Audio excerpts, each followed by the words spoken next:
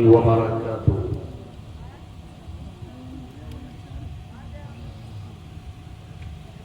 الحمد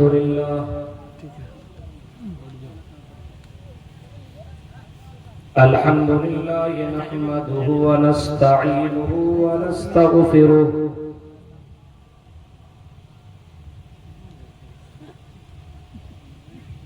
ونعوذ بالله من شرور أنفسنا ومن سيئات أعمالنا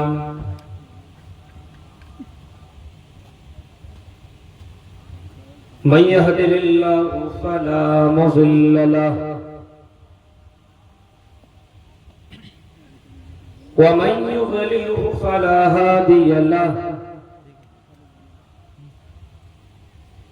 وأشهد أن لا إله إلا الله وحده لا شريك له وأشهد أن محمدا عبده ورسوله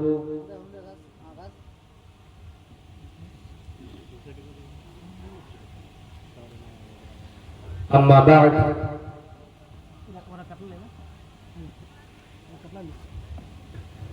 فإن خير الحديث كتاب الله وخير الهدي هدي محمد صلى الله عليه وسلم وشر الأمور محدثاتها وكل محدثة بدعة وكل بدعة ضلالة وكل ضلالة في النار.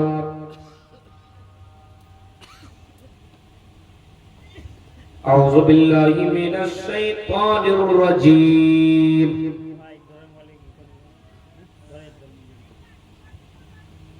بسم الله الرحمن الرحيم.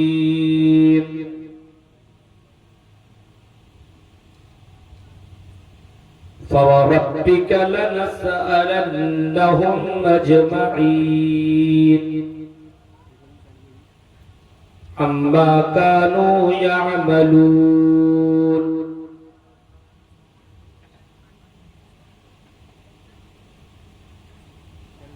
وقال النبي صلى الله عليه وسلم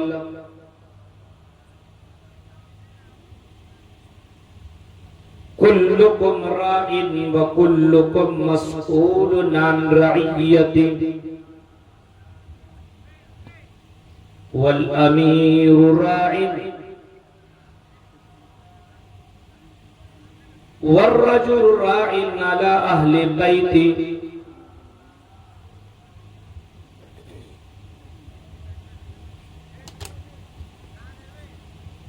رواه البخاري. رب اشرح لي صدري ويسر لي امري واحلل عقدة من لساني يفقهوا قولي. اللهم رب زدني علما. آمین. قابل احترام اسٹیج پر تشریف فرما علماء کرام، اہم ذمہ داران، جنا گڑیا، لٹی پاڑا، پاپوڑ اور اس کے اطراف و اکناف سے آئے ہوئے معزز سامعین حضرات، اسلامی بزرگوں، نوجوان دوستوں، پیارے بچوں اور پردہ نشین میری ماں اور بہنوں، رات کافی ہو چکی ہے، 2:15. مجھ سے قبل ابھی آپ میرے محترم دوست شیخ فضل الرحمن سراجی کو سن رہے تھے. آپ نے ان سے پہلے بھی خطبہ کو آپ نے سنا. جناب پرویز صاحب کو بھی آپ نے سنا اور دیگر مقررین کو آپ نے سنا. یہ جلسہ مسجد کی تعمیر و ترقی کی مناسبت سے ہی یہ جلسہ رکھا گیا ہے، اور یہاں کے ذمہ داران سے میری جو بات ہوئی وہ یہی کہ آپ کو ٹائم 2:30 بجے دیا جائے گا۔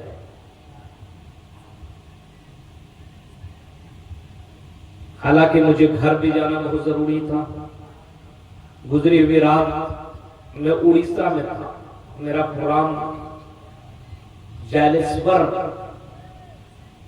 میں ایک جگہ، وہیں پہ میرا پروگرام تھا، اور پروگرام کر کے وہاں سے میں نکلا وایا ہاوڑا ہوتے ہوئے کلک ایکسپریس میں پاکوڑ پہنچا، اور پاکوڑ سے اپنے ہرن پور کا ایک دوست ان کے یہاں میں قیام کیا۔ میں نے سوچا کہ 12 بجے تک پروگرام کر کے میں نکل جاؤں گا، کیونکہ آج گھر میں بھتیجی کا نکاح بھی ہے، وہاں شرکت بھی کرنی ہے۔ لیکن آپ یہ سمجھ سکتے ہیں کہ پروگرام رچانے والا جو ترتیب دے دیتا ہے اسی کے مطابق آپ کو بولنا ہوتا ہے۔ میں نے کہا کوئی بات نہیں، آپ کا جلسہ سکسیس ہو، آپ 2 بجے دیں، 3 بجے دیں، جتنے بجے دیں، باقی پھر ہم پہنچ جائیں گے، ہم ہی کشٹ اٹھا لیں، پروگرام بس کامیاب ہو جائے۔ کہہ کے آپ نے بہت کچھ سنا، آخر میں مجھے آپ کے سامنے لایا گیا ہے، اور کچھ اہم باتیں اور بہت ہی قیمتی باتیں آپ کے سامنے بیان کر کے میں بھی اپنی باتیں ختم کر دوں گا۔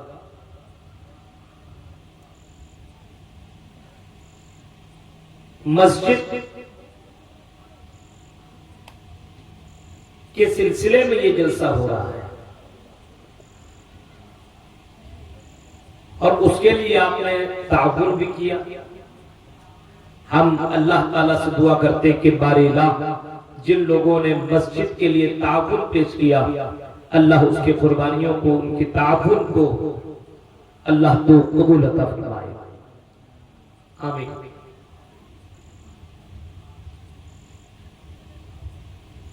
موضوع ہے احساس ذمہ داری۔ ایک انسان کے اندر احساس پیدا ہو جائے تو وہ زندہ ہے، اور اگر احساس ہی ختم ہو جائے تو پھر وہ مردہ ہے۔ آپ کا یہ ہاتھ ہے، اور اس ہاتھ کو اگر ہم ٹچ کر رہے ہیں اور آپ کو سمجھ میں آ رہا ہے کوئی ہمیں ٹچ کر رہا ہے، تو آپ کا یہ اسکین، آپ کا یہ چمڑا زندہ ہے، اور اگر اسکین کام ہی نہیں کر رہا، کوئی آپ کو ٹچ کر رہا، کوئی فرق ہی نہیں پڑ رہا، اس کا مطلب یہ ہاتھ، یہ اسکین، یہ چمڑا، یہ آپ کا مر چکا۔ اللہ رب العالمین نے بے شمار نعمتیں ہمیں دی ہیں، اتنی نعمتیں دی ہے کہ ان نعمتوں کو کوئی گن نہیں سکتا ہے۔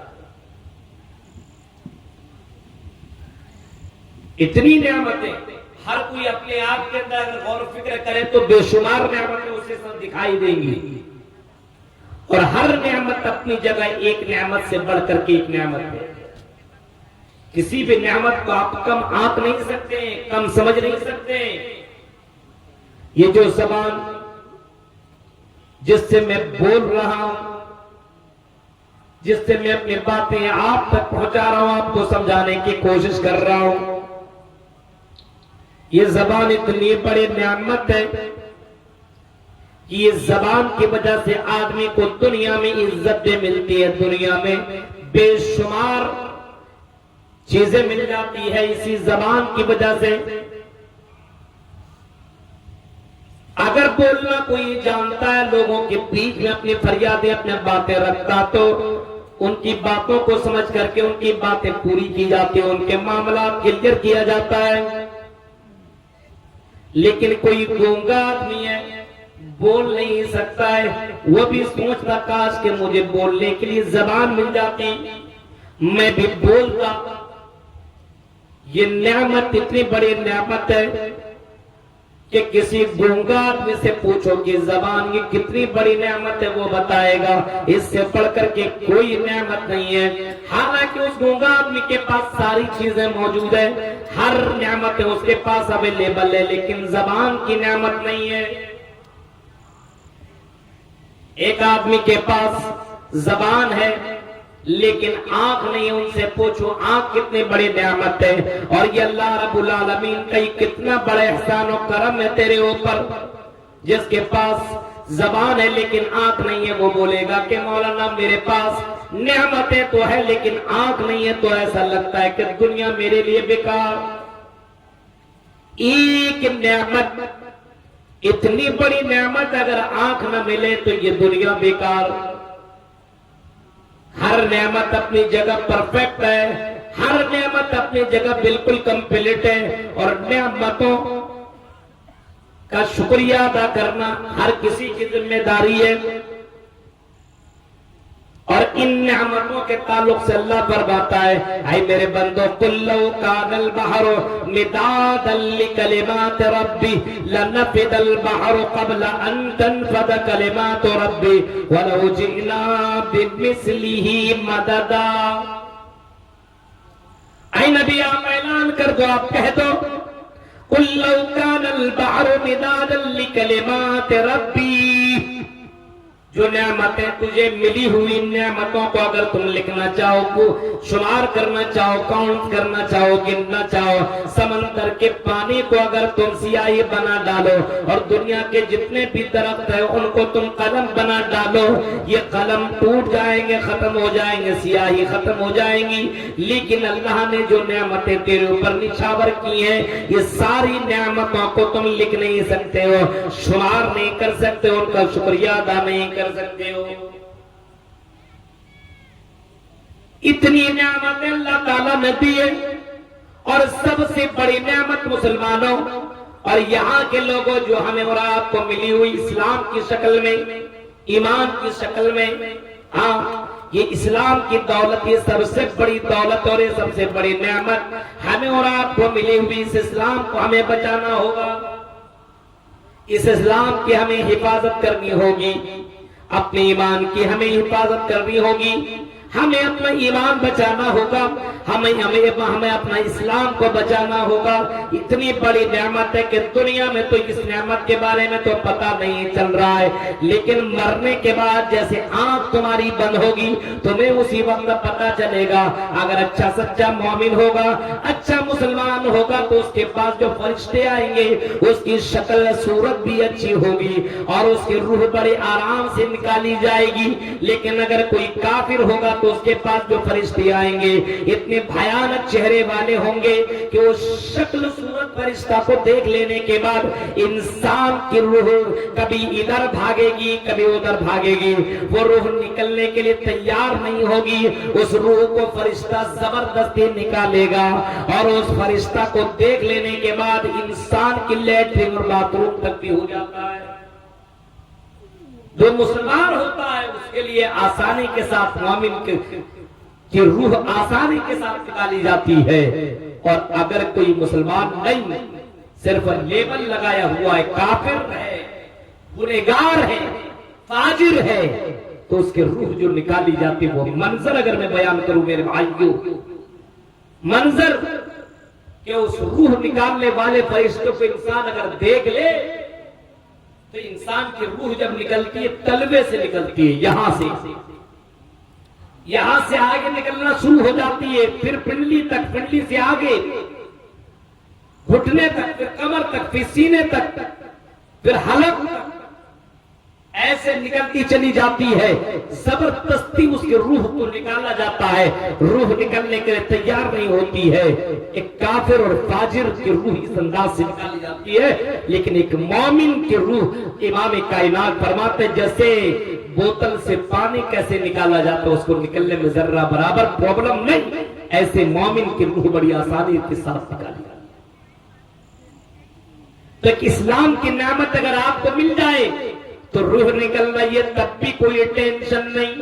ہاں قبر کے اندر ڈالا جا رہا ہے، قبر کے اندر رکھا جا رہا ہے، اور جب قبر میں رکھنے کے بعد آپ میں واپس مڑ رہے اپنے گھر کے اندر آ رہے ہیں، جیسے قبر میں دفن کرنے کے بعد لوگ واپس مڑتے ہیں تو اس کے پاس دو فرشتے آتے ہیں، منکر نکیر جسے بولا جاتا ہے، اس کو آرام کے ساتھ اٹھایا جاتا ہے اور اس کو جنتی لباس پہنایا جاتا ہے، اور اس سے جب سوالات کیے جاتے ہیں جواب دے دیتا ہے تو اس کو جنتی لباس پہنا دیا جاتا ہے، جنتی دروازہ اس کے لیے کھول دیا جاتا ہے۔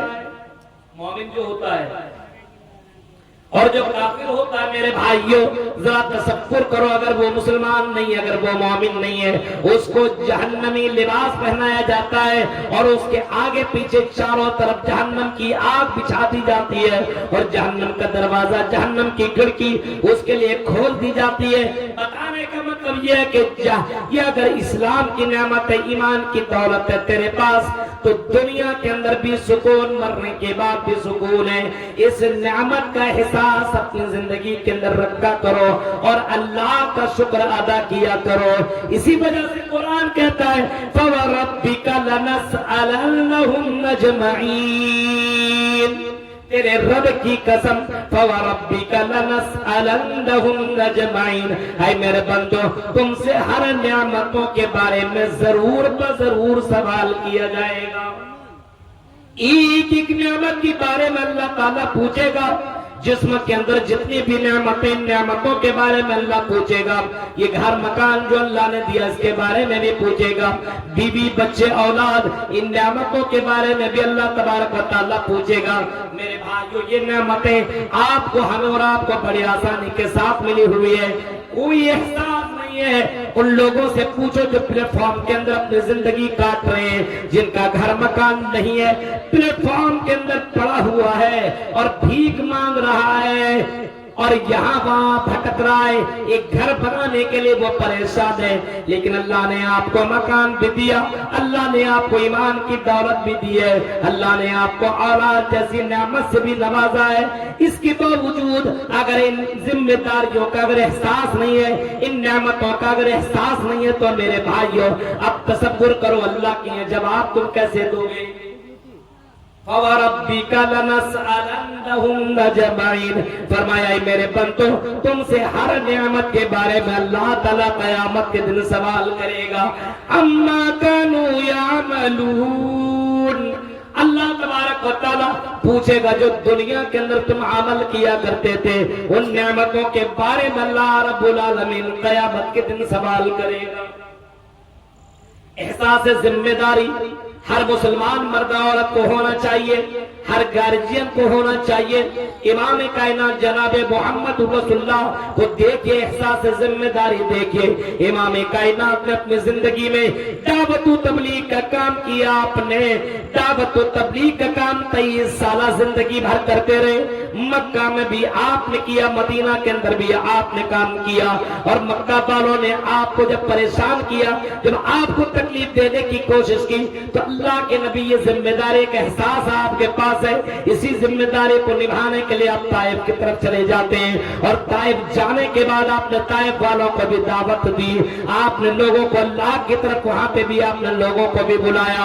حضرت محمد رسول اللہ صلی اللہ علیہ وسلم کی زندگی اگر آپ پڑھیں گے تو میرے بھائیوں، امام کائنات کو احساس ذمہ داری اتنی زیادہ ہے کہ ایک مرتبہ حضرت عبداللہ ابن مسعود سے کہتے ہیں اقرا علیہ، اے عبداللہ میرے اوپر قرآن پڑھو، قرآن پڑھ کر کے مجھے سناؤ۔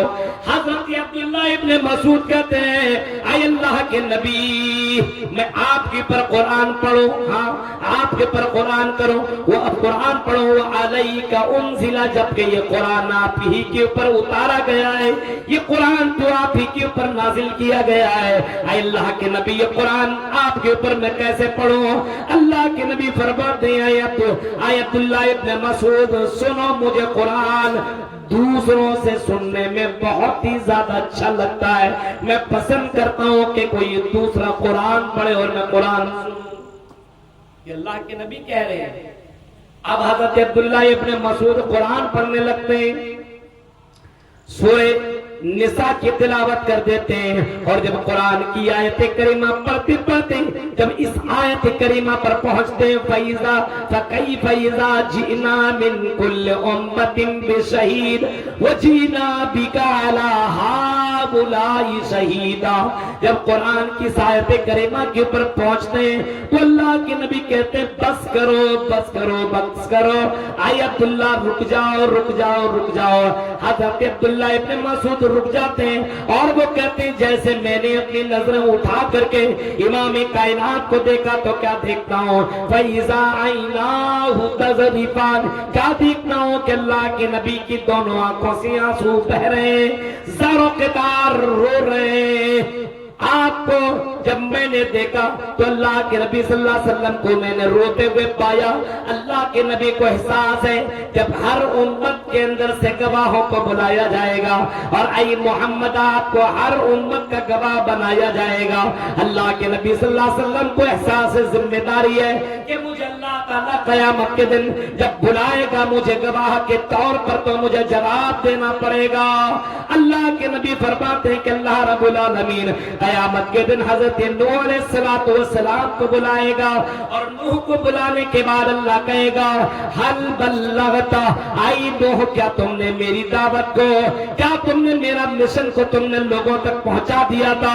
हजरत नूह अलैहिस्सलातु वस्सलाम कहेंगे अल्लाह मैंने आपके मिशन को आपके पैगाम को मैंने दुनिया में पहुंचा दिया। मैंने 950 साल तक दावत और तबलीग का काम किया। मैंने फर्दन फर्दन ये काम किया, इज्तिमाई तौर पर मैंने ये काम किया, मैंने दावत और तबलीग का काम किया। अल्लाह कहेगा इनो जरा तुम गवाह लेकर के आओ कि तुमने ये काम कर दिया है पहुंचा दिया है, कोई गवाही देने वाला है बताओ। हजरत नूह कहेंगे कि मेरी उम्मत से पूछ लो। उम्मतियों को बुलाया जाएगा और हजरत नूह की उम्मत को पूछा जाएगा ऐ नूह की उम्मत ये बताओ क्या तुम्हारे पास कोई नबी आया था, क्या तुम्हारे पास कोई डराने वाला आया था, क्या तुम्हारे पास कोई समझाने वाला कोई ऋषि मुनि आया था। नूह की कौम जवाब देगी ऐ अल्लाह आई रब हमारे पास कोई डराने वाला नहीं आया था। नूह की कौम इनकार कर दी। अब नूह से पूछा जाएगा ऐ नूह बताओ अब तुम्हारे पास कोई गवाही देने वाला है। तो हजरत नूह अलैहिस्सलाम कहेंगे मोहम्मद और उनकी उम्मत ये गवाही आपको देंगी और वो कहेंगे कि हाँ नूह अपने कौम के पास आया था डराने के लिए। हर किसी को मालूम है ना, कुरान के अंदर मौजूद है ना कि अल्लाह ने नूह को वलक़द अरसलना नूहन इला क़ौमिही फ़लबिस फ़ीहिम अल्फ़ सनतिन 50 आमा कि हजरत नूह को अल्लाह तबारक व तआला ने 950 साल तक दावत और तबलीग के लिए भेजा। 950 साल दावत और तबलीग का काम करते रहे। हजरत नूह के ताल्लुक से अल्लाह के नबी गवाही देंगे, उनकी उम्मत भी गवाही देगी। तब हजरत नूह अलैहिस्सलातु वस्सलाम को छोड़ दिया जाएगा। मेरे भाइयों ये एहसास जिम्मेदारी इमाम कायनात को है कि मुझे अल्लाह के यहाँ जवाब देना पड़ेगा। अल्लाह के यहाँ मुझे अपनी जिम्मेदारी का जवाब देना पड़ेगा। इमाम कायनात ये सोच करके रोने लगते हैं और ज़ारों के तार रोने लगते हैं। यही एहसास जिम्मेदारी है, इसी एहसास जिम्मेदारी है। जब दावत और तबलीग आप करने लगे और आपके बाद जब लोगों ने ना मानी तो मेरे भाइयों अल्लाह के नबी सल्लल्लाहु अलैहि वसल्लम को ऐसा लग रहा था किसी पहाड़ में जाकर के वहां से कूद जाऊं, अपने आप को मार दूं।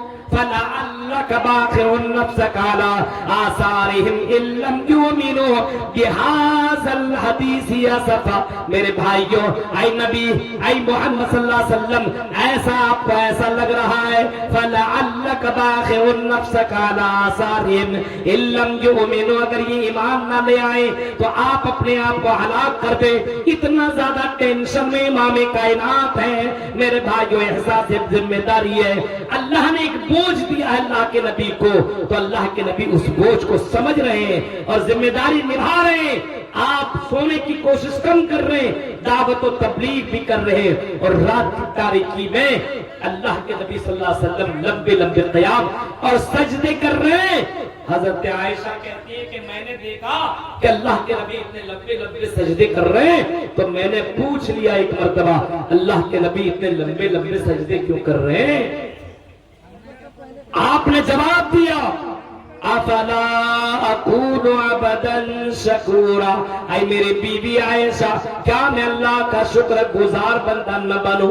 جس اللہ نے مجھے نبیوں کا سردار بنایا، امام الانبیاء بنایا، جس اللہ نے مجھے بے شمار نعمتوں سے نوازا، جس اللہ نے مجھے حوض کوثر کا مالک بنایا، جو اللہ مجھے جنت کا دروازہ کھولنے کا آرڈر دے گا، یہ ساری نعمتیں مجھے اللہ تبارک و تعالیٰ نے دی ہے، کیا میں اللہ کا شکر گزار نہ بنو؟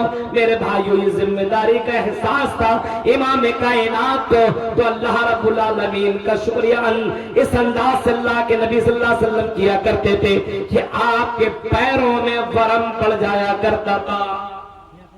احساس ذمہ داری، نبی کو احساس ہے کہ مرنے کے بعد جواب قوم کے اندر کوئی غلطی کر رہا ہے تو احساس ہے اور فوراً آتے کھانا تک بھی نہیں کھاتے، اور احساس ذمہ داری کے احساس ہے فوراً اس ذمہ داری کو نبھانے کے لیے نکل جاتے ہیں۔ اللہ کے نبی کے پاس 3 لوگ آئے، صحیح بخاری کی حدیث ہے، ثلاثۃ رہط، اللہ کے نبی صلی اللہ علیہ وسلم کے پاس 3 لوگ آئے اور 3 لوگوں نے اللہ کے نبی کی بیویوں سے سوال کیا، کیونکہ اللہ کے نبی گھر کے اندر موجود نہیں ہے۔ کیا پوچھتے ہیں کہ اللہ کے نبی کی زندگی کے بارے میں بتاؤ، باہر کے حالات تو ہم جانتے ہی ہیں، گھریلو زندگی کے بارے میں بتاؤ کہ اللہ کے نبی عبادت کتنی کرتے ہیں، کب سوتے ہیں، کب جاگتے ہیں، کب کتنا کھاتے ہیں، کیا کرتے ہیں، یہ ساری باتیں ہمیں بتائیے، کب دعا مانگتے ہیں، کب بیوی بچوں کے ساتھ رہتے ہیں۔ بیویوں نے اللہ کے نبی کے بارے میں بتایا کہ اللہ کے نبی رات میں سوتے بھی ہیں، جاگتے بھی ہیں، بیویوں کا حق بھی ادا کرتے ہیں، یہ سارا کام کرتے ہیں۔ ان لوگوں کو کم لگا کہ اللہ کے نبی صلی اللہ علیہ وسلم کی عبادتیں کہاں اور ہماری عبادتیں کہاں؟ ارے اللہ کے نبی کو اللہ رب العالمین نے بخش دیا ہے، اللہ رب العالمین نے معاف کر دیا ہے، اب اللہ کے نبی کو اتنی زیادہ عبادت کرنے کی کیا ضرورت ہے، اتنی زیادہ اللہ کے سامنے سجدہ کرنے کی کیا ضرورت ہے؟ اس وجہ سے ان تینوں میں سے ایک بولنے لگا کہ آج کے بعد میں کبھی بھی رات میں سوؤں گا نہیں، پوری رات میں نماز پڑھوں گا، پوری رات میں سجدے کروں گا، پوری رات میں قیام کروں گا، کیونکہ اللہ کو پوری رات عبادت کرنا بہت ہی زیادہ اچھا لگتا ہے، اللہ کو یہ بہت ہی زیادہ پسند ہے۔ فرمایا کہ میں پوری رات جاگتا رہوں گا۔ دوسرا کہتا ہے ارے میں بیویوں کے چکر میں نہیں پڑوں گا۔ تیسرا کہتا ہے کہ میں روزہ رکھوں گا، یہ روزہ اللہ کو بہت ہی پسند ہے، کبھی بھی روزہ نہیں چھوڑوں گا۔ نبی اکرم رات میں آتے ہیں، مغرب کے سمے آتے ہیں، گھر والے نے بتایا اللہ کے نبی آپ کے پاس 3 لوگ آئے لیکن آپ نہیں تھے، آپ کے بارے میں ہم نے بتا دیا۔ اللہ کے نبی ان لوگوں کی آپ کی عبادتیں کم لگی، وہ لوگ یہاں سے جانے لگے تو یہ بول کر کے جانے لگے کہ رات بھر قیام کروں گا، ایک کہتا ہے پوری رات جاگتا رہوں گا، پوری رات سجدے میں گزار دوں گا، عبادت کرتا رہوں گا، اور دوسرا کہتا ہے کہ ان عورتوں کے چکر میں نہیں لوں گا، میں شادی نہیں کروں گا، نکاح نہیں کروں گا، تیسرا کہتا ہے کہ میں روزہ رکھوں گا، کبھی بھی روزہ کو چھوڑوں گا نہیں۔ اللہ کے نبی صلی اللہ علیہ وسلم نے گھر میں زیادہ دیر قیام بھی نہ کیا، جلدی سے نکلے اور ان تینوں لوگوں کے پاس پہنچنے کے بعد آپ نے اصلاح کا کام کیا اور آپ نے سمجھانے کی کوشش کی اور آپ نے فرمایا کیا تم نے قضا و قضا، کیا تم نے ایسا اور ایسا بولا ہے؟ ان لوگوں نے کہا ہاں اللہ کے نبی ہم نے ایسا بولا ہے۔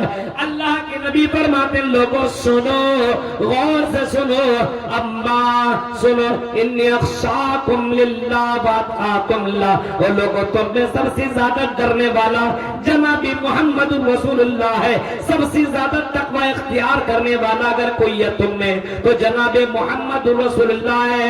اللہ کے نبی کو دیکھو، اللہ کے نبی رات میں قیام بھی کرتے اور سوتے بھی ہیں، اللہ کے نبی صلی اللہ علیہ وسلم نکاح بھی آپ نے کیا ہے، بیویوں کا بھی حق ادا کرتے ہیں، بچوں کو بھی ٹائم دیا کرتے گھر والوں کو بھی ٹائم دیا کرتے. آپ نے فرمایا کہ میں روزہ بھی رکھتا ہوں, افطار بھی کرتا ہوں, یعنی روزہ چھوڑ دیا بھی کرتا ہوں. ایسا نہیں کہ محمد ہونے کے ناطے, نبی ہونے کے ناطے کنٹینیو عبادت کرتا چلا جا رہا ہوں, ایسا بھی نہیں ہے. آپ نے فرمایا سنو, آپ نے فرمایا من رغب عن سنتی فلیس منی, جو میری سنت کا انکار کرے گا وہ مجھ میں سے نہیں ہوگا. یعنی محمد رسول اللہ میں سے نہیں مانا جائے گا, اس کی امتی میں, اس کی سنت کو ماننے والوں میں سے نہیں مانا جائے گا. اگر نبی کو مانتے ہو تو نبی کی سنت یہ کہ نکاح کرو, نبی کی سنت یہ کہ رات میں سو بھی جاگو بھی, نبی کی سنت یہ کہ روزہ بھی رکھو اور روزہ چھوڑو بھی, افطار بھی کر لیا کرو. من رغب عن سنتی, جو میری سنت کا انکار کرے گا وہ مجھ میں سے نہیں ہے. آپ کو ذمہ داری کا احساس تھا, آپ نے فوراً ان لوگوں کو سمجھا دیا. میرے بھائیوں, یہی تو ذمہ داری کا احساس آج کے سماج کے لوگوں سے ختم ہو چکا ہے. آج یہی ذمہ داری کا احساس لوگوں میں نہیں ہے. اگر گاؤں کا اگر کوئی مکھیا ہے, گاؤں کا اگر کوئی سب سے بڑا اگر مین آدمی ہے, تو اللہ کے نبی فرماتے فَكُلُّكُمْ رَاعٍ وَكُلُّكُمْ مَسْئُولٌ عَنْ رَعِيَّتِهِ, ہر کوئی ذمہ دار ہے اور ہر کسی سے اس کی ذمہ داری کے بارے میں اللہ کو جواب دینا پڑے گا. فَالْأَمِيرُ راعٍ, امیر ذمہ دار ہے, مکھیا ذمہ دار ہے, گاؤں کا جو مین چودھری ہے, مین سردار ہے, وہ پورے گاؤں کا ذمہ دار ہے. اگر گاؤں کے اندر کوئی گڑبڑی ہو رہی ہے اور اگر وہ ذمہ دار, وہ سردار, وہ مکھیا اگر ذمہ داری کو نہیں نبھا رہا ہے, اگر گاؤں کے اندر اگر غلط کام ہو رہا ہے, ناانصافی ہو رہا ہے, زناکاری ہو رہا ہے, شراب نوشی ہو رہا ہے, لڑکی بازی ہو رہا ہے, یا کوئی غلط کام ہو رہا ہے, اور اگر وہ گاؤں کا سردار ہے اور گاؤں کا مین آدمی ہے اور اگر وہ اپنی ذمہ داری نہیں نبھا رہا ہے, تو اللہ کو جواب دینا پڑے گا. اور اس کی ذمہ داری کے بارے میں اللہ تبارک و تعالی قیامت کے دنوں سے سوال کرے گا. اسی طریقے سے امام کائنات نے فرمایا وَالرَّجُلُ رَاعٍ عَلَىٰ أَهْلِ بَيْتِهِ, اور آدمی اپنے گھر کا ذمہ دار ہے, اپنے گھر کا ذمہ دار ہے کہ گھر کو آپ نے اسلامک گھر بنایا کہ نہیں بنایا, گھر کے اندر اسلامی ماحول پیدا کیا کہ نہیں کیا. ایک آدمی کی ذمہ داری ہے کہ گھر کے اندر تم حلال روزی لاتے ہو کہ حرام روزی لاتے ہو, یہ تمہاری ذمہ داری بنتی ہے. بیوی اور بچوں کو کھلانے اور پلانے کی ذمہ داری تیری بنتی ہے, کمانے کی ذمہ داری تیری بنتی ہے, رزق حلال تیرے گھر کے اندر پہنچانے کی ذمہ داری بنتی ہے. اللہ تبارک و تعالیٰ تم سے پوچھے گا وَالرَّجُلُ رَاعٍ عَلَىٰ أَهْلِ بَيْتِهِ, اس کے گھر کے بارے میں اللہ سوال کرے گا اور گھر والوں کے بارے میں پوچھے گا تم نے اپنے گھر والوں کی ذمہ داری نبھائی کہ نہیں نبھائی. صرف نکاح کر لیا اور سمجھا ہم تو مرد ہیں. آپ نے اپنے بیوی کو اسلامک ماحول میں ڈھالا کہ نہیں ڈھالا. گھر کے اندر تو آ کر کے بہت سوال کیا کرتے ہو, کون کون سا آئٹم بنایا, کون سا کھانا بنائے ہو, یہ تمہیں سب احساس ہے. لیکن کیا کبھی تم نے اپنے بیوی سے پوچھا نماز تم پڑھی ہو کہ نہیں؟ ظہر اثر مغرب میں گھر کے اندر تو نہیں تھا, میں کمانے کے لیے نکل گیا تھا, ہیرن پور اور پاکور میں چلا گیا تھا, کیا تم نے فجر, کیا تم نے ظہر اور اثر اور مغرب کی نماز پڑھی کہ نہیں پڑھی؟ عشاء کے وقت آئیے, وضو بنائیے, اپنے بیوی سے پوچھئے آپ نے نماز پڑھی کہ نہیں پڑھی, اور اگر نہیں پڑھی تو چلو پہلے نماز ادا کر لو. میرے بھائیوں, یہ مرد کی ذمہ داری ہے اور اپنے بچوں کے معاملے میں ذمہ داری ہے کہ بچہ کیا گھر کے اندر کرتا ہے وہ آپ کو پوچھنے کی ذمہ داری آپ کی بنتی ہے. بیٹا کیا کر رہا تھا دن بھر, بیٹی کیا کر رہی تھی دن بھر, یہ آپ کی ذمہ داری بنتی ہے. اللہ تبارک و تعالیٰ قیامت کے دن آپ سے پوچھے گا. ہاں میرے بھائیوں, ہاں آپ سے پوچھا جائے گا کہ آپ نے اپنے بچوں کے معاملے میں آپ نے اپنی ذمہ داری نبھائی کہ نہیں نبھائی. آپ کا بیٹا غلط کر رہا تھا, آپ کو کوئی پرابلم نہیں تھا, آپ کو صرف مطلب تو پیسہ لا کر کے گھر کو دے دینا اور گھر کے اندر کیا ماحول چل رہا ہے, کیا معاملات ہو رہے ہیں, آپ کو اس سے کوئی مطلب نہیں تھا. اللہ کے یہاں آپ کو جواب دینا پڑے گا. آپ نے پیسہ لایا ہے, گھر میں آپ نے کما کر کے دیا ہے, روزی روٹی آپ نے جمع کر دیا ہے, تو گھر کے اندر دینی ماحول بنانا یہ آپ کی ذمہ داری ہے. گھر کے اندر مصلی لانا آپ کی ذمہ داری ہے. گھر کے اندر قرآن کی تلاوتیں کروانا یہ آپ کی ذمہ داری ہے. فجر کے وقت اگر آپ کا بیٹا بیٹی بیوی اگر نہیں اٹھتی ہے, آپ نہیں اٹھتے ہیں, تو میرے بھائی یہ آپ کی ذمہ داری ہے, یہ آپ کو اللہ کے یہاں جواب دینا پڑے گا. اسی طریقے سے اللہ کے نبی صلی اللہ علیہ وسلم فرماتے ہیں وَالْمَرْأَةُ رَاعِيَةٌ عَلَى بَيْتِ, عورت کی ذمہ داری گھر کی ہے اور اس کے بچوں کی ذمہ داری عورت کے اوپر ہوتی ہے. وَالْمَرْأَةُ رَاعِيَةٌ عَلَى أَهْلِ بَيْتِهِ, گھر کی ذمہ داری بھی اس کی بیوی کے اوپر ہوتی ہے اور اس کے بچوں کی بھی ذمہ داری عورت کے اوپر ہوتی ہے. یعنی عورت کے اوپر دو ذمہ داری. اب شوہر نے لا کر کے دے دیا, اب کیا کر رہے نہیں کر رہے وہ آپ کر رہے, شوہر تو چلا گیا, دن بھر ہے ہی نہیں. اب آپ ان کے بچوں کی پرورش کیسے کر رہے ہیں؟ امام بخاری کی ماں کو دیکھو, امام بخاری نے اپنے بیٹے امام بخاری کی تربیت کیسے کی. عبد القادر جیلانی کی ماں کو دیکھو, انہوں نے عبد القادر جیلانی کی پرورش کیسے کی. اللہ کی قسم میرے بھائیو, ماں اگر اپنی ذمہ داری نبھا لے تو بچہ دیندار ہو جاتا ہے, بچہ بہت ہی بڑا امام بن جاتا ہے.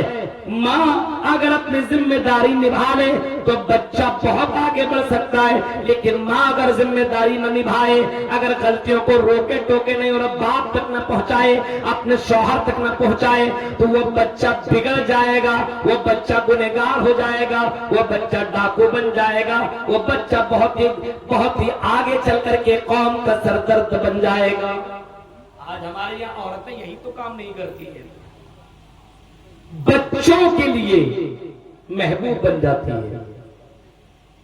ارے کچھ نہیں بولے گا, باپ کو بول دے ایسا میرا کام سن رہی, ہاں ٹھیک ہے, لیکن بچہ غلط کر رہا ہے تو ماں بتا نہیں رہی ہے.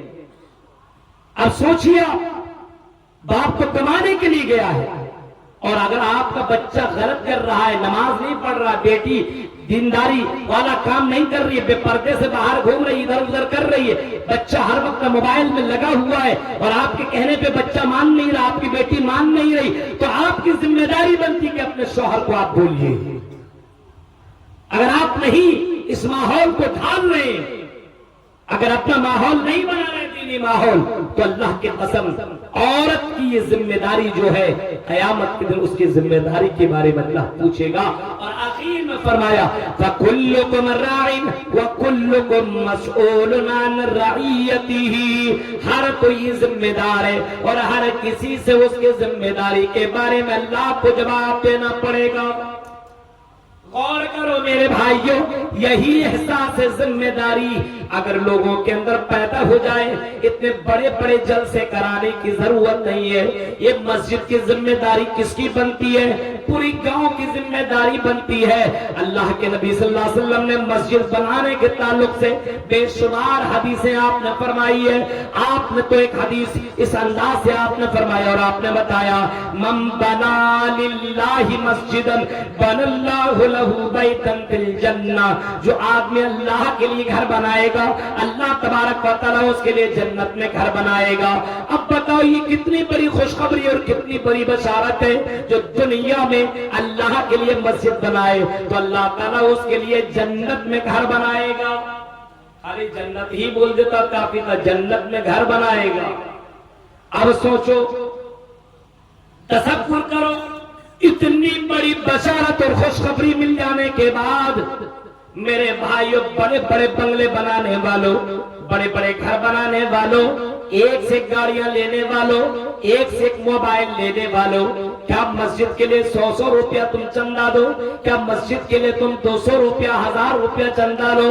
क्या मेरे भाइयों ऐसी खुशखबरी मिल जाने के बाद और ये जिम्मेदारी तुम्हारी बनती है कि मस्जिद को हम कैसे बनाएं। क्या ये आपकी जिम्मेदारी नहीं है अपने दोस्तों से उठा करके मस्जिद में पैसा कैसे जमा करें, मस्जिद का पिलर कैसे बनाए, मस्जिद की छत कैसे बनाए, मस्जिद के अंदर सारा काम कैसे करवाएं। जरूरी नहीं है कि मस्जिद का जिम्मेदार ही ये काम करे, ये आपकी जिम्मेदारी बनती है। आपके गांव की मस्जिद है, औरत भी ये काम कर सकती है, अपने सहेलियों से पैसा जमा करके चलो तुम भी सोना दे दो, मैं भी सोना दे देती हूँ, तुम भी पायल दे दो, मैं भी पायल दे देती हूँ। अरे दुनिया का क्या कहना, दुनिया तो खत्म हो जाएगी, मरने के बाद अगर अल्लाह जन्नत दे दिया इससे बढ़कर के और क्या नेमत मिल सकती है। एक औरत ये काम भी कर सकती है, अपनी सहेलियों से बहुत से सोने वगैरह इकट्ठा करके जमा करके मस्जिद के जिम्मेदार के हवाले कर सकती है, जन्नत कमा सकती है। ये नौजवान भी ये काम कर सकता है, ये आसानी के साथ ये काम कर सकता है। और एक मामला ये भी है, मस्जिद बना लेना बहुत बड़ी बात नहीं है, मस्जिद को आबाद रखना ये हमारी जिम्मेदारी है। अभी रमजान गुजरा, मस्जिदों की हालत देखो मेरे भाइयों, आज मस्जिदें वीरान नजर आती हैं। ज़ोहर असर मगरिब इशा फजर में देखो आज आपको मस्जिदों के अंदर नमाजी नहीं दिखेंगे। बड़ी बड़ी मस्जिदें बना लेना ये बहुत बड़ी बात नहीं है, मस्जिद तो बना ली सब भर में, ईमान की हरारत में मन अपना पापी था, बरसों में नमाजी बन न सका। मेरे भाइयों मस्जिद बना लेना कोई बहुत बड़ी बात नहीं है, लेकिन मस्जिद बनाना भी जरूरी है। और मस्जिद बनाने के साथ साथ मस्जिद को आबाद रखना ये और अहम काम है। और लोगों को जोड़िए, मस्जिदों के अंदर लाइए, तसव्वुर करिए मेरे भाइयों, इन मस्जिदों के लिए, इन मदरसों के लिए, इस्लाम के लिए एक बढ़ चढ़ के का आदमी कुर्बानी पेश कर रहा है। अभी आज देखिए, जानते क्या मुसलमान क्या करता है, इधर की तकरीर उधर फॉरवर्ड कर दिया, इधर का मामला उधर शेयर कर दिया, सोचता यही दावत का काम है। अभी वक्फ बिल जो बना, मामला कितना गंभीर हो चुका है। जो हमारे असलाफ ने जो जमीन और जायदाद मुसलमानों को दी है, कब्रिस्तान बनाएंगे, मस्जिदें बनाएंगे, मदरसे बनाएंगे, वक्फ कर दिया, उसके ऊपर कोई और कब्जा कर रहा है। आपका मकान है और आपके मकान में हम काबिज हो रहे हैं और आपको कोई प्रॉब्लम नहीं हो रहा है। देख रहे हैं आप मुसलमान कितना सोच चुका है, सोचिए, गौर कीजिए। और यहाँ पे कुछ गलतियां अपनी भी है, हमारे असलाफ ने जमीन और जायदाद दी, वो जमीन और जायदाद पड़ी हुई है, उन जमीन और जायदाद पे कोई फायदा नहीं उठाया जा रहा है। ये मस्जिदें जैसे बन रही है, अभी एक मस्जिद बाबरी मस्जिद के ऊपर मामला ये वो दिस दैट। मेरे भाई क्यों उस मस्जिद के मामले में आगे बात करेगा, अपने गांव की मस्जिद को आबाद कौन करेगा? ये जिम्मेदारी नहीं है, मस्जिद की जिम्मेदारी हमारी नहीं बनती है। वक्फ बिल के मामले में हमें बोलने की इजाजत नहीं है क्या? सांसद में तब इमरान प्रतापगढ़ी बोल सकता है, इकरा हसन बोल सकती है, असदुद्दीन ओवैसी साहब बोल सकते हैं, और दीगर हमारे गैर मुस्लिम लीडरान भी बोल सकते हैं। मुसलमानों की जबान से जुमला नहीं निकल रहा है। बड़े बड़े जिम्मेदारान कहां गए? लेटर पेड पे लिखने वालों, अल्लाह की आप क्या जवाब दोगे? तुम्हारी जमीन और जायदाद पर कब्जा किया जा रहा था, तुम मस्ती में डूबे हुए थे, अपने घर में सोए हुए थे, एक आवाज से बोली बोल नहीं सकते थे, जुमला नहीं बोल सकते थे, तुम्हारी जमीन पर कब्जा किया जा रहा है। आने वाली नस्लें तुम्हें बद्दुआएं देंगी और तुम्हारे लिए गलत जुमला बोलेंगी। आपने वो मंजर नहीं सुना कि अभी एक जनाजा रखा हुआ है, अभी एक वीडियो है, 3 दिनों से जनाजा रखा हुआ कब्रिस्तान में दफन नहीं कर दिया जा रहा। अरे ये वक्फ की जमीन है, अब इसके ऊपर हमारा कर्जा है, جب تک معاملہ نہیں ہوگا ہم یہاں پہ دفنانے نہیں دیں گے. اب ایک جنازہ سامنے رکھا ہوا 3 دنوں سے رکھا ہوا ہے. اب تصور کیجئے میرے بھائیوں حالات کتنے برے ہو چکے ہیں. مسلمان اپنی دولتوں میں اپنے گھروں کے اندر اور اپنے عیش و آرام میں کتنا ڈوب گیا ہے, ان کو ذرہ برابر کوئی فکر نہیں ہے. آج ہماری سیاست مدرسوں میں ہے, آج ہماری سیاست مسجدوں میں ہے. جھگڑا مدرسوں کے لیے ہوتا ہے, مسجدوں کے لیے ہوتا ہے, قبرستان کے لیے ہوتا ہے. یہ کیسے ممبر بن گیا, یہ کیسے صدر بن گیا, یہ کیسے سیکریٹری بن گیا. میرے بھائی اللہ کا بندہ کوئی بنا ہے, مل جل کر کے اپنے ذمہ داری نبھائیے اور اس کو زندہ رکھیے. ان مدرسوں کو, ان مسجدوں کو زندہ رکھیے, آباد کیجئے. یہ مدرسے اور یہ مسجدیں یہ اسلام کے قلعے ہیں, قلعے, یہ پیلر ہیں میرے بھائیوں. اگر یہ پیلر ختم ہو گئے آٹومیٹکلی ڈھہ جاؤ گے, گر جاؤ گے. ان مدرسوں کو, مسجدوں کو ڈھہنے مت دو میرے بھائیوں. علماء یہ بھی اسلام کے پلر ہیں, ان علماء کی بھی قدر کر لو میرے بھائیوں. آج ہماری احساس ذمہ داری آئی مردہ, یہ قوم مردہ ہو چکی ہے, مردہ. سماج کے اندر غلط کام ہوتا ہے, مولوی لوگ ٹھیکا لیا ہے کیا؟ بولنے کا حق بات بولیے, اگر حق بات بولیے گا تو اس میں بھی معاملہ ہو جائے گا. اسلام کے اوپر چل نہیں رہا ہے لیکن ایک سے ایک فتوے دینا شروع کر دیتا ہے. آج زناکاری بڑھ رہی کیوں معلوم ہے؟ جہیز کی وجہ سے. کون اس کو روکے گا؟ اگر علاقے کے علماء رک جائیں, نکاح نہیں پڑھائیں گے, آپ بتائیے یہ جہیز رکے گا کہ نہیں؟ لیکن چند مولوی پیسوں میں بک کر کے ارے ہم نکاح پڑھا دیں گے. کیوں ایسے نکاح پڑھاتے ہو؟ جس میں جہیز کا کاروبار ہو, جس میں شریعت کے کھلواڑ ہو, جس میں لڑکیوں کے ساتھ ظلم و ستم ہو رہا ہو, ایسی شادیوں میں جانے کی آپ کو ہمت کیسے ہو جاتی ہے؟ اللہ کی یہاں کیسے جواب دو گے؟ غلط چیزوں میں سپورٹ کیسے کر لیتے ہو؟ آپ کو کوئی ذمہ داری کا احساس نہیں ہے کہ مجھے اللہ کی یہاں جواب دینا پڑے گا, مجھے اللہ کی یہاں کھڑا ہونا پڑے گا. اللہ کے نبی فرماتے ہیں کہ لوگوں قیامت کے دن اللہ کی یہاں جب تک بندہ 4 سوالوں کا جواب نہ دے لے, جب تک 5 سوالوں کا جواب نہ دے لے, تب تک بندہ اپنے قدم کو ہلا نہ سکے گا. عن عمری فیما افنا, ان کی عمر کے بارے میں, زندگی کے بارے میں اللہ پوچھے گا تم نے اپنی عمر کہاں گزاری, کیسے گزاری, بولو. وعن شبابہ فیما بلا, اس کی زندگی کے بارے میں, جوانی کے بارے میں اللہ پوچھے گا آئے میرے بندے تو نے اپنی جوانی کہاں گزاری یہ بھی تو بتاؤ. ومالہ من این اکتسب, آئے میرے بندے تو نے مال کہاں سے کمایا یہ بھی بتاؤ, اور مال کہاں پہ خرچ کیا یہ بھی بتاؤ. اور آگے ایک جملہ یہ آتا ہے کہ تم نے کیا جو علم سیکھا اس کے اوپر کتنا عمل کیا یہ بھی تم بتاؤ. ان سوالوں کا جواب تمہیں کیا کبھی کبھی کوستا نہیں ہے, کبھی کبھی تمہیں ذمہ داری کا احساس نہیں ہوتا ہے کہ اللہ کی یہاں مجھے جواب دینا پڑے گا ہماری اپنی زندگی کے بارے میں, جوانی کے بارے میں, اپنے مال کے بارے میں, اپنے جو ہم نے علماء سے تقریریں سنی اور ان کے اوپر ہم نے کتنا عمل کیا اس کے بارے میں اللہ کو جواب دینا پڑے گا. وقفوہم انہم مسئولون, فرمایا لوگوں کو روک دیا جائے گا اور کہا جائے گا ان سے سوال کیا جائے گا. اللہ کے نبی کو اسی کا تو احساس تھا اور اللہ کے نبی اکثر اپنی دعا میں یہ دعا مانگا کرتے تھے, اللہم حاسبنی حسابا یسیرا, اے اللہ تم میرا حساب آسان کر دے, اے اللہ میرا حساب آسان کر دے.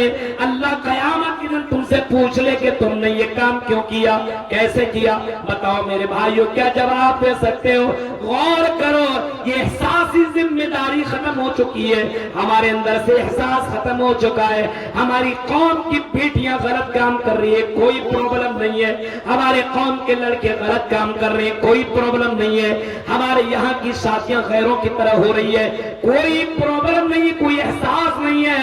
اور قوم مردہ قوم مت بنو, زندہ قوم بنو, اپنے آپ کو زندہ رکھو. جیسے مچھلی اگر مر جائے تو سمندر کی یا پانی کا بہاؤ اسے بہا لے جاتی ہے، پانی کے اندر وہ مچھلی بہ جاتی ہے۔ میرے بھائیوں اگر تم زندہ رہو، مچھلی اگر زندہ ہو تو سمندر میں اور بہتی پانی میں اپنا جگہ بنا لیتی ہے اور راستہ بنا لیتی ہے۔ اور لوگوں تم زندہ ہو اور زندہ رہو اور اس قوم کو زندہ کرو، اس قوم کو مردہ مت کرو، اس قوم کو زندہ رکھو، اور اس قوم کے اندر غلط کام ہو رہے اس کو منع کرو، اور قوم کے اندر ان تمام رسم و رواج کو ختم کرنے کی ذمہ داری آپ کی بنتی ہے۔ اللہ نے پوچھ دیا کہ تم دنیا کے اندر آئے کیا کیا؟ ارے اللہ، او اللہ میں نے ایک بلڈنگ بنائی، اچھا بیوی کے لیے اتنے کپڑے لیے، اچھا بچوں کے لیے گاڑیاں خریدی، اچھا تم نے دین کا کیا کام کیا؟ کچھ نہیں۔ کون سے کام کیا؟ کچھ نہیں۔ مسجد کے لیے کیا کیا؟ کچھ نہیں۔ مدرسوں کے لیے کیا کیا؟ کچھ نہیں۔ میرے بھائیوں کہ اللہ نے اسی کھانے پینے اور دوڑنے بھاگنے مکان بنانے کے لیے پیدا کیا ہے؟ نہیں نہیں، بالکل نہیں۔ وما خلقت الجن والانس الا لیعبدون، فرمایا ہے میرے بندو ہم نے تمہیں اپنی عبادت کے لیے پیدا کیا ہے۔ عبادت یہ مردوں کے لیے بھی ہے، یہ عبادت عورتوں کے لیے بھی ہے، یہ عبادت یہ علماء کے لیے بھی ہے، یہ عبادت یہ جاہلوں کے لیے، کم جاننے والوں کے لیے بھی ہے، یہ عبادت سب کے لیے ہے، صرف مولویوں کے لیے عبادت نہیں ہے۔ میرے بھائیوں سبھی کے لیے عبادت ہے۔ اسی عبادت کے لیے تو اللہ تعالیٰ نے ہمیں اور آپ کو پیدا کیا ہے۔ ذمہ داری ہے۔ آپ کا بیٹا نماز نہیں پڑھتا، آپ کو احساس ہے؟ آپ کی بیوی نماز نہیں پڑھتی، آپ کو احساس ہے؟ عورتوں اور لڑکیوں گھروں کو خوبصورت بنانے والی ہو، اپنے آپ کو خوبصورت بنانے والی ہو، کئی کئی طریقے سے میک اپ کرنے والی ہو، سنو کیا تم کو احساس ہے تمہارا شوہر نماز نہیں پڑھتا ہے؟ کیا تمہیں احساس ہے کہ میں اپنے شوہر کو نمازی بنا دوں؟ ایک عورت چاہے تو کچھ بھی کر سکتی ہے، کچھ بھی کر سکتی ہے۔ عورت کے اندر بہت پاور ہے، لیکن عورتوں کو کبھی کبھی حق بات بولیے تو مانے گی ہی نہیں۔ مرد حضرات جو گڑبڑ طریقے سے ادھر ادھر راستے بھٹک جاتے ہیں، اس میں عورت کا بھی بہت بڑا قصور ہے، اور برا نہ مانے۔ کئی مرد ایسے ہیں جو اپنی بیوی کو چھوڑ کر کے غیر کی طرف نظر کرتے ہیں، حالانکہ یہ بھی غلط ہے، یہ بھی زنا ہے، یہ بھی غلط ہے۔ لیکن آپ کا شوہر دوسری عورت کو دیکھتا کیوں ہے؟ آپ کو احساس ہے اس بات کا؟ آپ کا شوہر گھر میں آتا ہے، آپ اپنے شوہر سے پیار سے باتیں نہیں کرتے ہو، اپنے شوہر کو پیار سے کھلاتی نہیں ہو، اپنے شوہر کی ذمہ داری نبھاتی نہیں ہو۔ آپ کا شوہر لا کر کے جو چیزیں دیتا ہے، وہ کپڑے اور وہ ساری چیزیں پہن کر کے بھی شوہر کے سامنے بن سنور کر کے جاتی نہیں ہو۔ اب جب شوہر نہ ہو تو کسی اور کے لیے سجتی ہو۔ ان کو اگر ابھی علاقے میں جھارکھنڈ میں بہار کے اندر بھی شادیوں کا سسٹم ہے، ابھی تہوار ہی چل رہا ہے، شادی دیکھیے ایک دلہن بنتی ہے لیکن کئی دلہنیاں بن کر کے جاتی ہیں، اتنے میک اپ مت پوچھیے۔ اب بتائیے جو شوہر لایا اس کے لیے سجنا چاہیے کہ کسی اور کے لیے؟ لیکن عورتیں یہ کام دوسروں کے لیے کر رہی ہے۔ اب بتائیے آپ اپنے شوہر کے لیے کام کرنا چاہیے۔ اب آپ کا شوہر اگر کسی غیر لڑکی کی طرف دیکھ رہا ہے تو آپ اس کے اندر سب سے بڑے گنہگار۔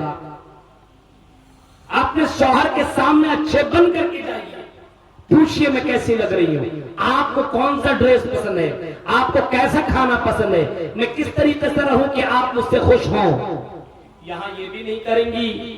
اور اگر کبھی کسی مولوی کی تقریر سن کر کے اگر شوہر کسی وجہ سے اگر بول دیا دوسری شادی کروں گا تو سمجھ لیجیے ایک ہفتہ تک کھانا نہیں کھلے گا۔ اگر کسی شوہر نے کہہ دیا شریعت پہ عمل کروں گا دوسری شادی کروں گا، تم میرا خیال نہیں کرتی ہو، تب گھر کے اندر جھگڑے شروع۔ عورتوں کو بھی سمجھنا چاہیے اسلام کو۔ آپ کے شوہر کو مومن بنانا اور اسلام کے اوپر چلانا یہ آپ کی ذمہ داری ہے۔ پہلے کی عورتیں اپنے شوہر کو میدان جنگ کے لیے تیار کیا کرتی تھی، اور باقاعدہ تلوار نیزے وہ ساری چیزیں دے کر کے میدان جہاد کے لیے بھیج دیا کرتی تھی. وہ مائیں کیسی تھی جو اپنے بچوں کو میدان جنگ کے لیے بھیج دیا کرتی تو ایک ایک نہیں 4 خنسا کا وہ منظر, خنسا ایک عورت کا نام ہے نا خنسا, جنگ قادسیہ کا وہ منظر پڑھیے, تاریخ کی کتابوں کو پڑھیے. اس عورت نے اپنے 4 بیٹوں کو تیار کیا اور میدان جنگ کے لیے بھیج دیا. آپ اپنے بیٹوں کو مسجد کے لیے بھیج سکتے ہیں تیار کر کے, مدرسوں کے لیے نہیں بھیج سکتے تیار کر کے. اپنے شوہر کو جمعے کے دن پہلے بلا کر کے تیار کر کے مسجد کے لیے نہیں بھیج سکتے. جائیے جمعے کی نماز پڑھنے کے لیے پہلے پہنچیے میرے شوہر, اللہ مجھ سے اگر پوچھے گا تو میں جواب دوں گی, اے اللہ مجھے دنیا کی اتنی لالچ نہیں تھی, اللہ مجھے تیری رضا چاہیے تھا, اور تیرے لیے میں نے شوہر کو صبح سویرے نہلایا, غسل کروایا, قرآن کی تلاوت کروایا, اور میں اپنے شوہر کو خطبہ سے پہلے مسجد کے اندر میں نے بھیج دیا. میری بہنوں, اپنے اندر ذمہ داری کا احساس پیدا کرو, احساس ذمہ داری اپنے اندر پیدا کرو. عورت کو بھی چاہیے, مرد کو بھی چاہیے, ہر کسی کو بھی اپنی ذمہ داری کا احساس ہونا چاہیے میرے بھائیوں, ورنہ قیامت کے دن آپ کو اسی ذمہ داری کے بارے میں اللہ پوچھے گا. اور یہاں کے لوگوں, سماج کے اندر جو گڑبڑیاں ہو رہی ہیں ان کو ختم کرو, ورنہ اللہ کے یہاں جواب دینا پڑے گا. صرف یہ مولویوں کا کام نہیں ہے, صرف یہ علماء کا کام نہیں ہے, یہ آپ کی ذمہ داری ہے. ہمارا بچہ دن رات فری فائر کھیل رہا ہے, کوئی پرابلم نہیں. ہمارا بچہ انسٹاگرام پہ لگا ہوا ہے, کوئی پرابلم نہیں. ڈریم 11 پہ پیسہ لگا کر کے حرام رزق کمانے کے چکر میں لگا ہوا ہے, کوئی پرابلم نہیں. یہ کون کرے گا اور ان بچوں کو دیندار کون بنائے گا؟ میرے بھائیو, یہ آپ کی ذمہ داری بنتی ہے. فَكُلُّكُمْ رَاعٍ وَكُلُّكُمْ مَسْئُولٌ عَنْ رَعِّيَّتِهِ. اللہ کے نبی فرماتے ہیں ہر کوئی ذمہ دار ہے اور ہر کسی سے اس کی ذمہ داری کے بارے میں اللہ پوچھے گا. میرے بھائیو, مسجد کے لیے بھی اللہ آپ سے سوال کرے گا. مسجد کو تو آپ بنا رہے ہیں, لیکن اس مسجد کو آباد کرنا یہ آپ کی ذمہ داری ہے. آذان ہو تو آپ نماز پڑھنے کے لیے نکلو, اپنے دوستوں کو فرینڈوں کو لے کر کے مسجدوں کے لیے نکلا کرو. اور اے ذمہ داروں, آپ اگر نماز پڑھنے کے لیے جاؤ تو اپنے بیٹوں کو بھی مسجد کے لیے لے کر کے جایا کرو. اللہ کے یہاں جواب دینا پڑے گا. ذمہ داری کا احساس تھا حضرت عمر فاروق کا. اللہ کی قسم کیسے ذمہ دار تھے. آؤ ایک منظر میں آپ کو سناتا ہوں. عمر فاروق رات کی تاریکی میں سفر کر رہے ہیں, گشت لگا رہے ہیں. کیا دیکھتے ہیں, ایک جگہ چراغ جل رہا ہے. عمر فاروق پہنچتے ہو, دیکھتے ایک عورت ہے اور اس کے بغل میں چھوٹے چھوٹے بچے رو رہے ہیں. امیر المومنین نے پوچھا, بھینس بدلا ہوا تھا, کپڑا بدلا ہوا تھا؟ عورت کو پتا نہ چلا کہ یہ امیر المومنین ہے. عمر فاروق پوچھتے ہیں, اے خاتون یہ بچے کیوں رو رہے ہیں؟ اور جواب دیتی ہے, گھر کے اندر کھانے پینے کا سامان نہیں ہے, ہانڈی میں نے چولہے کے اندر رکھا ہوا ہے, پانی کھول رہا ہے, لیکن اناج نہیں ہے کہ بچوں کو کھانا کھلا سکوں. ہمارا امیر المومنین خیال نہیں کرتا ہے. ہمارا جو امیر المومنین ہے اس کو اس کی فکر نہیں ہے. امیر المومنین کی آنکھوں میں آنسو آ گئے. امیر المومنین اٹھتے ہیں اور گھر جاتے ہیں اور بیت المال سے وہ بہت سارا سامان لے لیتے ہیں. ان کا غلام ہے اسلم کہتے ہیں, امیر المومنین میں آپ کا خادم ہوں, غلام ہوں, آپ یہ سامان یہ بوری مجھے دے دیجئے, آپ اپنے کاندھے میں مت لا دیے, آپ امیر المومنین ہیں, اچھا نہیں لگ رہا ہے اور یہ ہماری ذمہ داری ہے, یہ ہم اپنے کاندھے میں لے کر کے جا رہے ہیں. امیر المومنین کہتے ہیں, اسلم یہ جو میں اپنے کاندھے پر بوری رکھا ہوا ہوں, یہ آٹا کا بوری ہے, یہ چاول کا بوری ہے, یہ راشن کا سامان ہے, یہ جو میں لے کر کے جا رہا ہوں یہ میری ذمہ داری ہے. اگر تم آج میرا بوجھ اٹھاؤ گے تو بتاؤ قیامت کے دن کیا تم میرا بوجھ اٹھاؤ گے؟ یہ غلام یہ اسلم کہنے لگا, اللہ اے امیر المومنین قیامت کے دن میں آپ کا بوجھ نہیں اٹھا سکتا ہوں. امیر المومنین نے اپنے غلام کو لیا, نکل گئے, اس عورت کے پاس پہنچتے ہیں اور عورت سے کہتے ہیں کہ لیجئے یہ چاول ہے, یہ آٹا ہے, یہ راشن ہے, کھانا پکائیے, اپنے بچوں کو کھانا کھلائیے. عورت چیخ کر کے کہتی ہے, اے اجنبی بھی کاش کہ آپ امیر المومنین کی جگہ ہوتے، امیر المومنین آپ ہوتے تو کتنا اچھا ہوتا۔ یہ امیر المومنین کی دعائی دے رہے کہ آپ امیر المومنین بن جاتے تو کتنا اچھا ہوتا۔ اس کو نہیں معلوم کہ جس نے یہ سارا غلہ لایا ہے اپنے پیٹھ میں بوجھ لے کر کے آیا ہے، یہ کوئی اور نہیں، یہی تو امیر المومنین ہے۔ ان کو ذمہ داری کا احساس تھا۔ روتا ہوا اپنے قوم کی عورت کو دیکھا، بچے کو بھوک کے مارے روتے ہوئے پایا تو امیر المومنین نے اپنے کاندھے میں لاد کر کے ان کے گھر میں کھانا پہنچا دیا۔ میرے بھائی کیوں یہ احساس ذمہ داری ہے کہ اللہ کی یہاں جواب دینا پڑے گا، ورنہ رات کی تاریکی میں کوئی ایسا امیر المومنین، کوئی آدمی ایسا جو سردار ہو علاقے کا اور 22 لاکھ مربع حکومت کرنے والا اتنا شاندار بادشاہ، کیا ایسا کام کبھی کر سکتا ہے؟ احساس ذمہ داری کی وجہ سے یہ قدم اٹھایا تھا۔ میرے بھائی ہمیں بھی اپنے اندر احساس پیدا کرنا ہے، ہمارا بچہ غلط کر رہا ہے ہمیں روکنا ہے، ہماری سماج کی لڑکیاں بہک رہی ہے اسے روکنے کی ذمہ داری ہماری ہے، ہماری لڑکیاں غلط راستوں پہ چل رہی ہے اس کو سدھارنے کی ذمہ داری ہماری ہے، ہماری مسجدیں ویران ہے اس کو آباد کرنے کی ذمہ داری ہماری ہے، مدرسے ہمارے ویران ہیں مدرسوں میں بچوں کو پڑھانے کی ذمہ داری ہماری ہے۔